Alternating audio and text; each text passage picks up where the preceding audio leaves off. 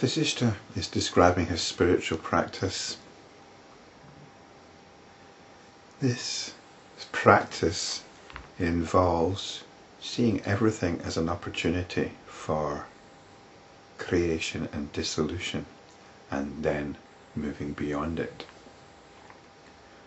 So when he sees a rock, within it he sees a whole universe coming into being, and that universe dissolving as he comes back to the realization of the indivisible Brahman, the one reality.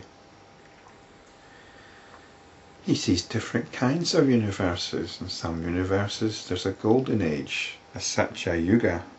In some there's a dark age, a kaliyuga. What's the significance of the different kinds of universes? Well, Vasistha is taking everything as an opportunity for spiritual practice. And there's apparently a lot of things going on. There's a lot of things going on out there. But there are also feelings going on. There are also feelings going on which are an opportunity for spiritual practice. And I would suggest here that the different types of universe that Vasistha saw are dependent on the type of feelings that were going on at the time. It's worth bearing in mind that traditionally the good universes, the good times, the golden ages, the satyayugas, are several times longer than the dark ages.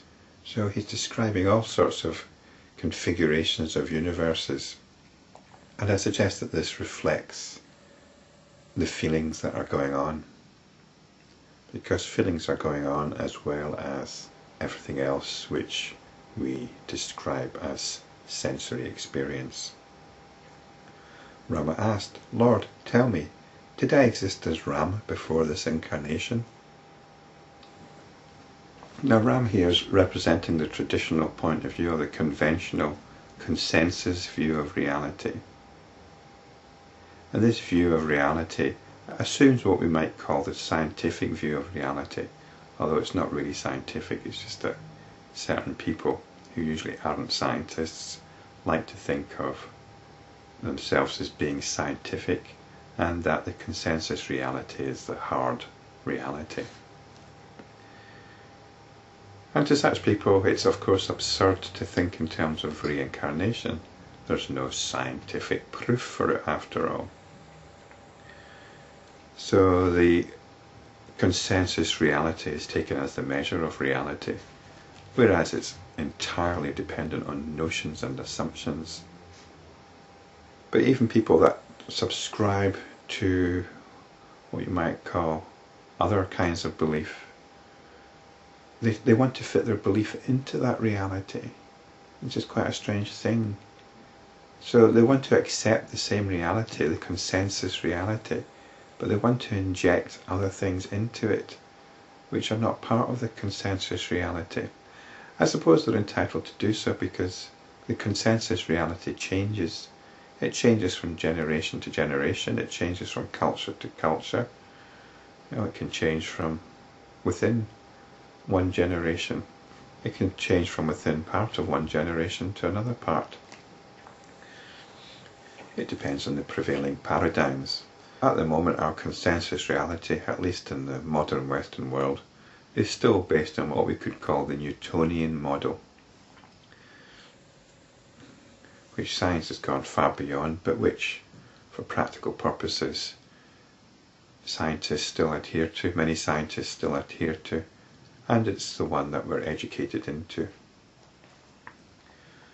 The idea that matter is solid, space is fixed, and time regularly marks out the march from the past to the future. Vasistha replied, "You and I have been born here again and again, O Ram. Of course, from the point of view of the absolute reality, neither you nor I nor this world has ever come into being. All these are like ripples on the surface of water. Their particular appearance and disappearance are due to illusory perception and deluded understanding." Rama is an aspect of Vasistha's psyche, just as Rama is an aspect of our psyches. It's an aspect which has greater or lesser importance depending on your own disposition.